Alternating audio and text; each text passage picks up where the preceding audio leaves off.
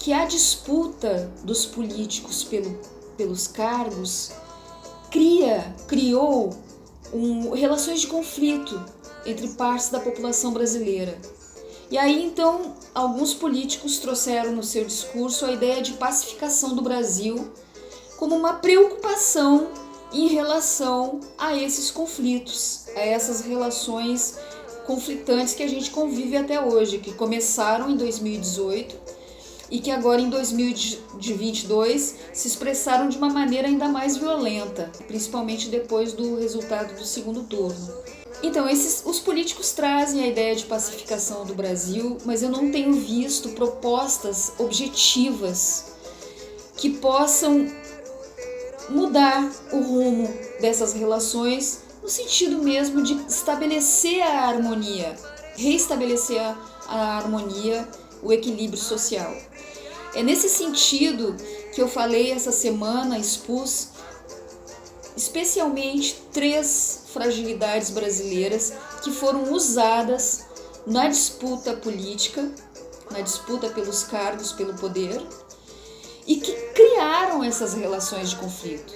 Porque se fala, o Brasil está havendo conflito, mas onde que está o conflito? Quem está produzindo esse conflito? De onde vem esse conflito? E onde esse conflito se concentra especialmente? É por isso que eu falo em armas, nas vacinas e nas urnas. E cito especialmente o futuro ex-presidente, porque realmente ele é um político que colocou em evidência na disputa dele pelo poder. Essas 3 fragilidades ficaram evidentes em todo o processo de disputa dele, desde as primeiras eleições, que ele se colocou de uma maneira diferenciada em relação às armas, porque ele foi, na disputa eleitoral de 2018, o único político que se colocou em posição de confronto em relação ao crime organizado. Ele criou uma animosidade em relação a isso, ele assimilou a arminha, que era um símbolo usado pelo tráfico, pelo crime organizado, o símbolo da arma com as mãos, a arminha, né? E ele absorveu esse símbolo e também se apropriou da questão das armas e trouxe uma postura, uma discussão de conflito que deu um conforto para as pessoas, que da grande maioria das pessoas, principalmente nas periferias, se sentem coagidas, constrangidas com essa situação social que a gente vive, onde a ausência do Estado de Direito, infelizmente, é a realidade cotidiana do povo. Logo depois, quando surgiu a pandemia, ele se colocou em oposição às propostas da Organização Mundial de Saúde e também ao que se estava colocando de uma maneira hegemônica dentro do país com relação aos procedimentos para o controle da pandemia. Então ele mais uma vez assumiu uma posição diferente, né, de confronto em relação ao que estava sendo proposto de um modo geral pela ordem vigente, ainda que ele fosse presidente. E por fim a questão das urnas, a fragilidade das urnas em relação aos resultados, a veracidade, a possibilidade de adulteração. Ele trouxe isso durante muito tempo, durante o mandato dele, né?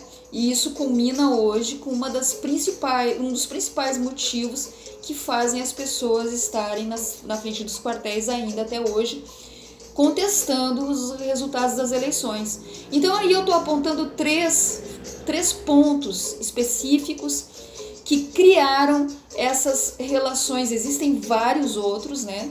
Eu coloco em evidência esses 3 e falo exclusivamente sobre esses 3, porque realmente são muito importantes e que criaram essas relações de conflito. Então eu estou falando para vocês, olha, as relações de conflito, essa animosidade pela qual muitos políticos colocam em os seus discursos a ideia de pacificação do Brasil como uma preocupação, mas não trazem pontualmente o que está criando as relações de conflito. O lugar, porque em menor ou maior medida, a grande maioria, eu não vou dizer todos, né, mas a grande maioria dos políticos que entraram na disputa, eles estiveram envolvidos de alguma maneira com essas circunstâncias que fragilizaram, enfim, né, que angustiaram o povo brasileiro e que culminaram aí nessas mobilizações, nas relações de conflito e tudo mais. O que a gente precisa é de solução.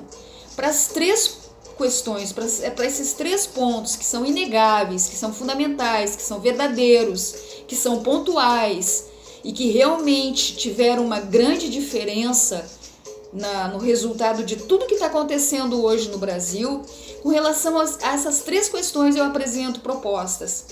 A primeira, com relação às armas, eu proponho que seja feito um novo referendo de armas e que seja respeitado esse referendo. Se a população brasileira, se o povo brasileiro está se sentindo desconfortável com uma orientação que um político vai dar, porque vai ter pessoas que vão ser contra e vão ter pessoas que vão ser a favor. Nesse momento que você cria essa situação de conflito do povo brasileiro, de fato, a única maneira de você pacificar o Brasil é você chamar a população para decidir sobre aquele assunto que ela não concorda, que ela tem conflitos, que as pessoas não estão satisfeitas, que as pessoas têm uma angústia sobre aquilo. Então vamos chamar o povo brasileiro para um novo referendo de armas, vamos discutir amplamente esse assunto, vamos botar isso na pauta das definições, das decisões, das orientações que esse governo trará. Por que não anunciar um novo referendo de armas para o segundo semestre de 2023? Eu não digo trazer um referendo de armas agora, nesses primeiros 6 meses, mas no final do ano de 2023 e colocar nas mãos do povo brasileiro a decisão. Eu entendo que isso vai acabar com a angústia, com os conflitos e realmente vai trazer uma pacificação. Ao invés de um político assumir o poder na presidência da República e querer ele mesmo dizer o que é melhor para o Brasil, parem com isso. Nem o Bolsonaro, que disse que tinha que liberar as armas, nem qualquer outra pessoa que vai dizer que tenha que proibir. Vocês vão ter opositores legítimos, pessoas as quais não concordam com vocês. Porque se existe uma voz e uma decisão que vocês nunca vão superar, é a voz e a decisão do povo brasileiro. Se o atual presidente que acabou de ser eleito, se ele realmente quer que o povo brasileiro o abrace em toda a sua totalidade, então faça isso. Faça um grande debate a partir do segundo semestre do seu mandato, um novo referendo de armas. Façam, proponham e tragam o debate para o povo brasileiro e passa a bola para o povo brasileiro decidir marcar esse golaço, certo? É isso que a gente precisa passar o direito de decidir para o povo brasileiro, sobretudo nas questões que geram conflito entre as pessoas do próprio povo, porque a proposta do Ciro Gomes era passar a bola para o povo brasileiro quando os políticos não conseguissem resolver entre eles. Se vocês lembram bem, ele propunha plebiscitos ou referendos para situações que os políticos não conseguissem resolver entre eles. Nesse caso, eu estou dizendo que existe já uma situação de conflito, que as pessoas concordam com isso, que as pessoas falam em pacificação do Brasil, mas não trazem respostas, não trazem orientação para isso. E eu estou dizendo, novo plebiscito de armas, por caso das armas. E pronto, e Bolsonaro vai ser esquecido. Acabou o Bolsonaro, vai ter resquícios de memória do Bolsonaro em relação a armas, acabou. Se o povo decidiu, é o povo. Não existe nenhum presidente, nem ex-presidente, nem político que supere a decisão do povo.